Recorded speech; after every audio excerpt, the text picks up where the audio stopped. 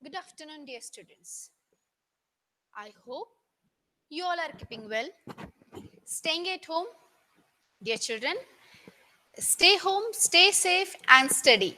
These are the 3 S you have to keep in your mind during this pandemic. Students, we are dealing with our fourth unit. Now, you all are familiar with the chapter 4.4. The name of the chapter is The Sign of 4. Our author is Arthur Conan Doyle. This novel is completely based upon the mystery of Mary Mostyn's disappeared father. After that, after a few years, she started receiving a very precious pearl, and now she has received an anonymous letter. She came to seek the help of our detective Sherlock Holmes. Of course, immediately after listening everything, after getting all the information from Mary, Sherlock is ready to help her. And meanwhile, all this thing, all the conversation between Sherlock and Mary is going on, our narrator, Dr. John Watson, the friend of Sherlock Holmes, is getting attracted towards Mary. We have seen up till now why Mary came to Sherlock Holmes, what was the reason behind her approach. Very shortly, I'll tell you again. She was working as a governess at Mrs. Cecil Foster's house. After she read the advertisement asking for her address, she was advised by Mrs. Foster that just give your address, and she started receiving precious pearl. After getting the anonymous letter, because Sherlock Holmes once solved a case of Mrs. Cecil Forrester, Mary also went to him to seek his help. Watson is getting attracted towards her. He is the narrator. We have already seen. He has mentioned about her simplicity, the sympathetic eyes, her beauty. And here, we have seen in our last lecture, he is asking Sherlock Holmes that she is a very attractive woman, don't you think? And to which Sherlock replies, isn't it? For me, she is simply a factor, a client who needs my help. Sherlock read the letter again. He found a fingerprint. He said that maybe this is a fingerprint of the mailman, of the postman, because he only held the envelope and gave it to Mary. He read all the letters, and I told you in last lecture only that after reading the message on the letter, after reading the content of the letter, he has told Watson that this kind of person, how he is writing his D, how he is writing his K, is a very interesting person. He tells John that I'll be back in an hour. He leaves his house. And now here, John Watson is sitting all alone in the house. We will begin our session from here. So, dear children, today we will see that why Watson was a bit scared to tell Mary something about him. Here it says that on page number 212, I hope you all have your textbook before you. See, this line I'll read, it is of Dr. John Watson's. Listen it to carefully. My mind ran upon our late visitor. Her smiles, the deep rich tones of her voice, the strange mystery which overhung her life, At that time, she was 17 years. Now, John is thinking himself only. He's thinking about her smile, the case, or the situation which she is dealing with, and he's thinking in his mind that at that time she was 17, and after 10 years she came to seek the help. After her father disappeared, everything was done, but no trace of her father was found. So now 10 years, 17 plus days, he says 27 years, to which he is writing here that a sweet age when youth has lost its self-consciousness and became a little sober by experience. Some or the other experience, now you're too small for this to become 27 years old. Maybe you people will need more 10 years to achieve to this, to reach to this age. Okay, so he says that where youth has lost its self-consciousness and became a little sobered by the experiences. A kind of matured thing he is talking about. That Mary is a bit matured person. And he says that I sat and mused. I was amused by her experience, by her expressions. He was thinking about her, and suddenly a thing struck him. The thing was that, what was I? An army surgeon with a weak leg and a weaker banking account, that I should dare to think of such things. A little background of our another character, Dr. John Watson. He was an army surgeon with a weaker leg.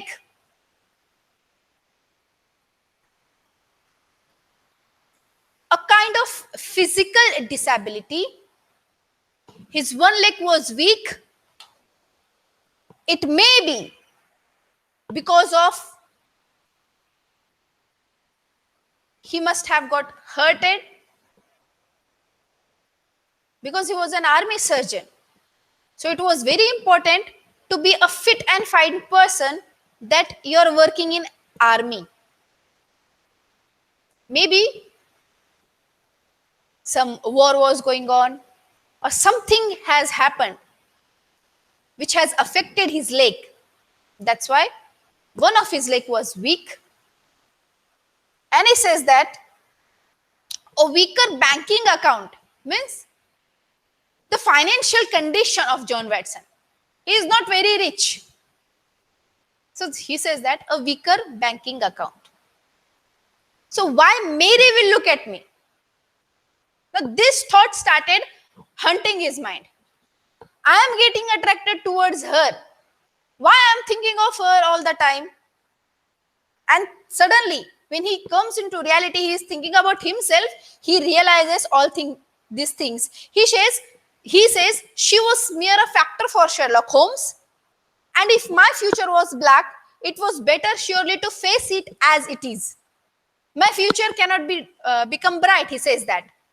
Because any person, if he or she looks at me, first thing come in their mind is that sympathy. Oh, poor guy, not able to walk properly. So he says that my future is in black. And he says that I can just wipe these thoughts away from my mind so that I'll be only able to focus what the Sherlock is thinking and I'll able to help him in this mission. Chapter 3rd, in quest of a solution. Now after some time, completely exact after 1 hour, Sherlock comes back. His face was brightened as if he has found out something or as if he has solved the mystery.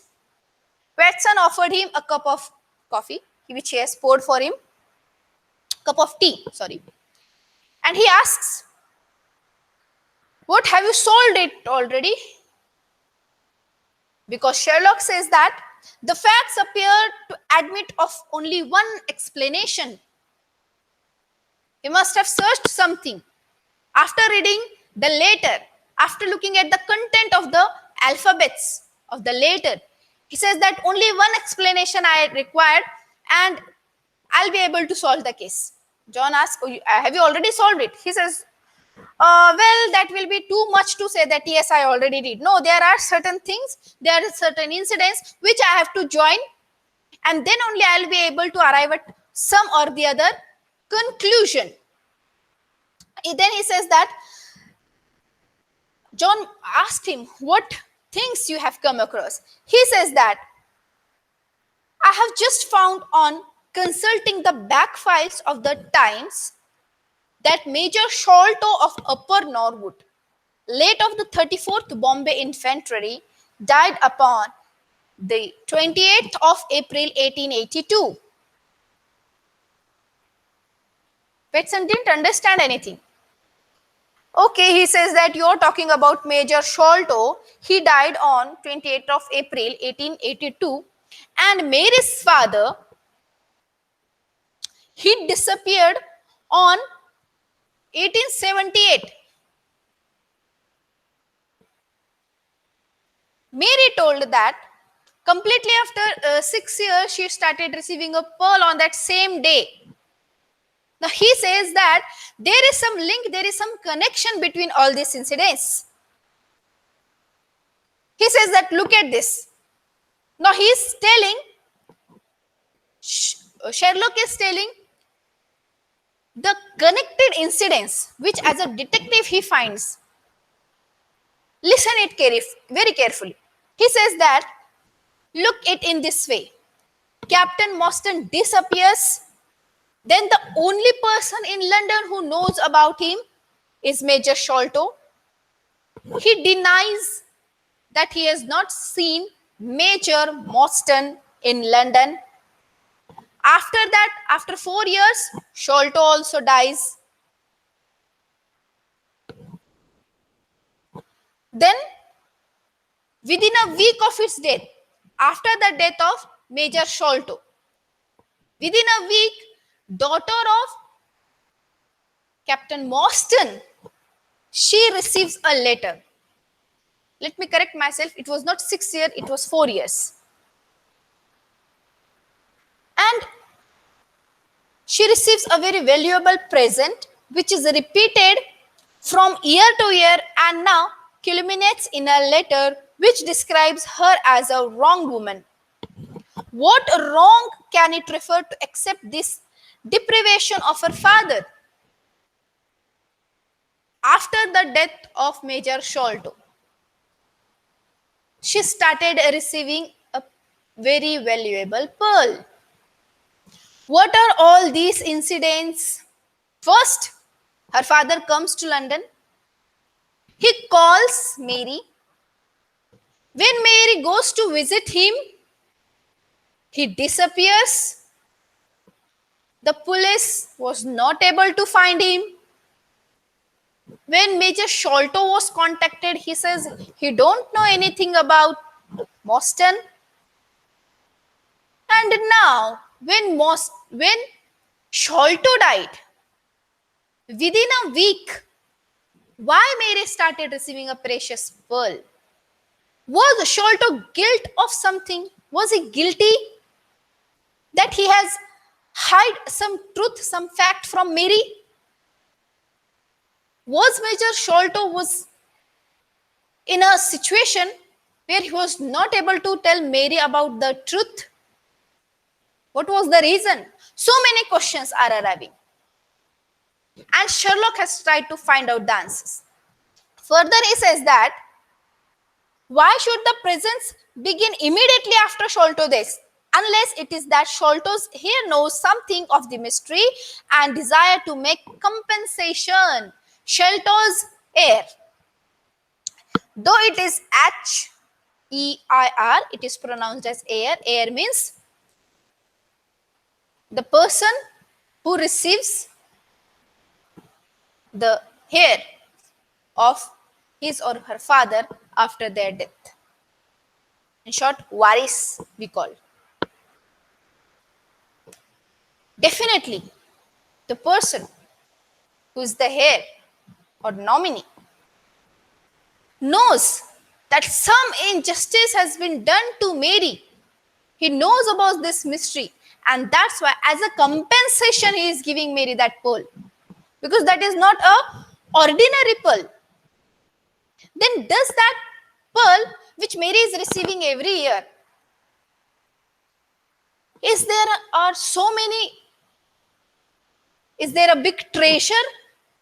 And Mary is receiving only a single pearl from that as a compensation? Sherlock says that we'll meet the facts. We have to find out these things. What a strange compensation, Watson says. And how strangely made. She has been asked for her address. She gave the address. And what if she has not given the address then? What could have been done? Maybe, already the ad has been published, but not in the paper which Mary was attending, Mary was reading. So here, Sherlock says, there are difficulties. There are certainly difficulties, but our expedition of tonight will solve it. Our expedition, we are going for an expedition. See, expedition. He directly gave the name expedition, as if he is going to do all that expedition work, and he will search, he will find out that hidden treasure. He says that tonight, on which expedition we are going, it is going to solve everything. He says that before Mary Morstan comes, we have to get ready, we have to go with her, we have to find out. John says, I picked up my hat and the heaviest stick. With the help of stick, he used to walk. He took it. And he observed that Sherlock is already ready, but he sees that Sherlock is putting his revolver in his pocket. Taking the revolver with him, it means some danger situation might happen. Something which is unexpected can be done over here. He says that this night might be a serious one because Sherlock is taking a revolver with him. Now Mary arrives. Miss Morstan was muffled in a dark cloak. Again, the appearance of Mary is described on page number 213, first paragraph, how she came. He says that she must have been more than woman if she did not feel some uneasiness at the strange enterprise upon which we were embarking. She was not that uneasy because already she knows about the work of Holmes. That's why with a trust she came to him. And they started their journey. Now, as they started, Sherlock inquired about Mary's father. Mary answered everything. Then he inquired about Major Sholto. Who was Major Sholto? Mary says she was a good friend of Papa's. He was a very good friend. And she says that his letters were full of allusions to the Major. The letter which Mary's father has written to Major Sholto was full of allusions. Because they both were working on Bombay Infantry, 34th Bombay Infantry. So something was there between him and her father. She says that he and Papa were in command of the troops at the Andaman Island. They were the commanding officer of the troop.